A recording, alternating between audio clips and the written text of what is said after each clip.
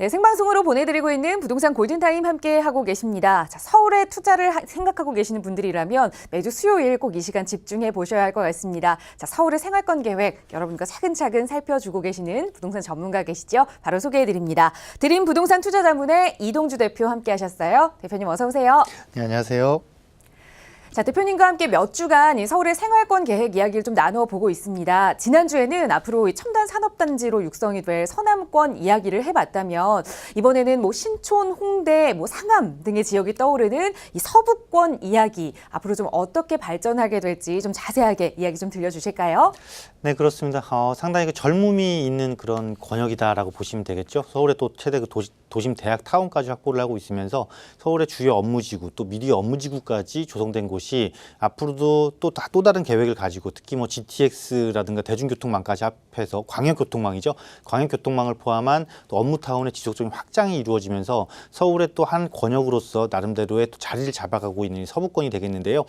그동안 서부권 그러면 대체적으로 조금 주거지의 이미지가 조금 강했던 건 사실입니다. 하지만 이제는 이 서부권 자체에서도 상암 DMC 단지를 중심 또 마포권역을 중심으로 해서 서대문구 쪽까지도 해서 신흥 주거타운뿐만 아니라 업무타운 조성까지 함께 있는 곳이기 때문에 앞으로 이 서부권 자체도 상당히 주목하셔야 된다라고 보시고요. 대체적으로 어떻게 흘러갈지 큰 틀을 한번 짚어보는 시간 가져보도록 하겠습니다. 이렇게 서부권은 크게 살펴보시게 되면 하나의 도심, 즉 서대문구가 포함되어 있는 1도심과 함께 1도심권의 일부를 포함하고 있으면서 광역 거점을 포함하고 있다는 것이죠. 그 광역 거점을 포함하고 있고 또 지역 거점까지 이렇게 확실하게 자리를 잡고 있으면서 나머지 생활 권역으로 이루어진 그야말로 그동안은 한동안은 우리가 약간 주거지의 이미지가 조금 강했다라는 면을 친다라면 이제는 직주 근접을 갖춘 곳으로 특히나 직주 근접에서 자족까지도 이야기해볼 수 있는 그런 권역으로 바뀌고 있다라고 보시면 되기 때문에 주요의 권역 이런 주요 거점 지역들을 여러분이 눈여겨 살펴보시면은 상당히 앞으로 부동산 시장을 특히 부동산 시장 중에서도 투자 시장을 여러분들이 읽음에 있어서 상당히 유리하게 작용할 수 있다라고 보여지고요.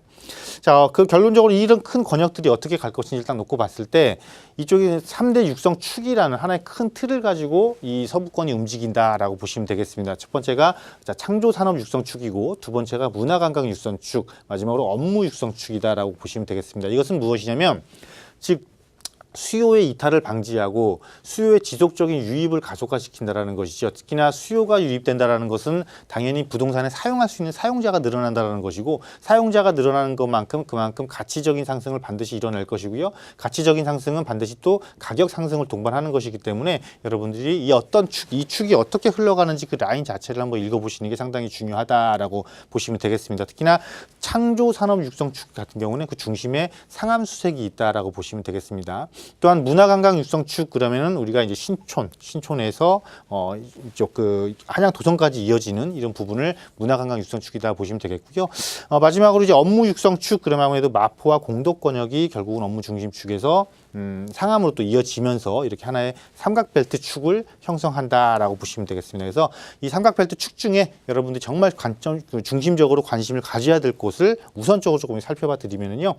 아무래도 이 수색 역세권 개발 쪽이 조금 눈여겨보셔야겠죠. 왜냐하면 이 수색 역세권 같은 경우는 이미 상암 DMC 단지가 자리를 잡고 있는 상태에서 실질적으로는 이 수색 역세권, 물론 지상 처리라는 이 단점 때문에 상당히 지금 지역 내에서도 개발에 대한 압박을 상당히 많이 받고 있는 곳인데 기대감도 또 높게 받고 있고요. 이 수색역을 복합 역사로 개발을 합니다. 복합 역사로 개발을 하면서 위쪽에 이제 데크를 씌워서 특히 위쪽에 있는 수색 증산 뉴타운과 상암 DMC 업무 단지를 도보로 왕래할 수 있는 곳으로 바뀌는 것이기 때문에 실제로 또 많이 관심을 갖고 계시죠. 그런 이유로. 그래서 수색 증산 뉴타운이 요즘 많은 분들이 관심을 가지면서 결국은 이 역세권 복합 개발이 어떻게 이루어질 것이냐가 상당히 눈여겨볼 것이다라고 보시면 되겠고요.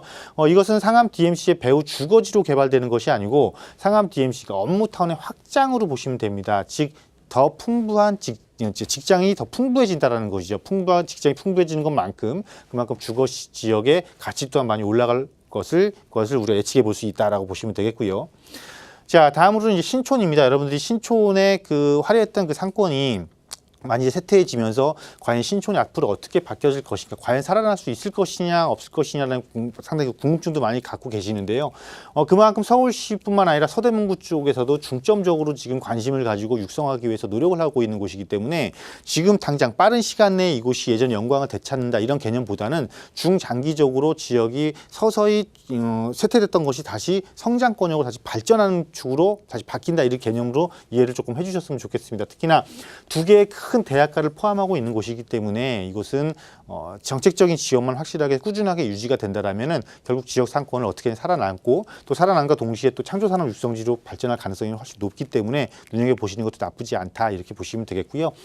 홍대 상권 여러분이 뭐 익히 잘 알고 계실 겁니다. 특히 홍대 상권의 발전, 그러니까 뻗어나가는 가지치기가 어디로 나갈 것이냐. 물론 지금 상수동 쪽으로 내려가고 있지만 연남동이나 서교동뿐만 아니라 망원동까지 내려감으로써 최종적으로는 이 한강변 쪽까지도 연결되는 그런 큰 상권으로 발전을 하고 있다는 것을 눈여겨 보신다면 이 지역을 어떻게 효과적으로 공략해야 될 것인지를 또 연구를 해볼 수가 있겠고요. 이에 따른 투자 방식을 구사할 수 있겠다라고 말씀을 드리도록 하겠습니다. 그리고 마지막으로는 GTX가 가장 크게 역할을 해줄 연신내 쪽이죠. 특히 연신내는 연신내역뿐만 아니라 이 불광역 또한 연신내역 못지않게 3호선과 6호선이 환승되는 곳이기 때문에 같이 한번 연계를 해서 조금 보시는 것이 좋겠다라고 보여집니다. 특히 연신내역의 그 상권, 또 불광역의 상권을 중심이 이 상권 자체가 확장될 확률이 높은데 지금 현재 이 지역을 가서 보시게 되면은 우리가 흔히 알고 있는 역세권의 고층 빌딩 중심의 이런 상권이라기보다는 아직은 중저층 중심의 상권이 근린 상권 중심으로 활성화되어 있는 곳이 향후 GTX가 들어오게 되면 상당히 역세권 다음 면모로 개선될 것입니다. 그래서 이 지역은 주거뿐만 아니라 상업시설까지 좀 눈여겨 보신다라면은 좋은 또 투자의 대안처가 될 수 있지 않을까 생각이 됩니다.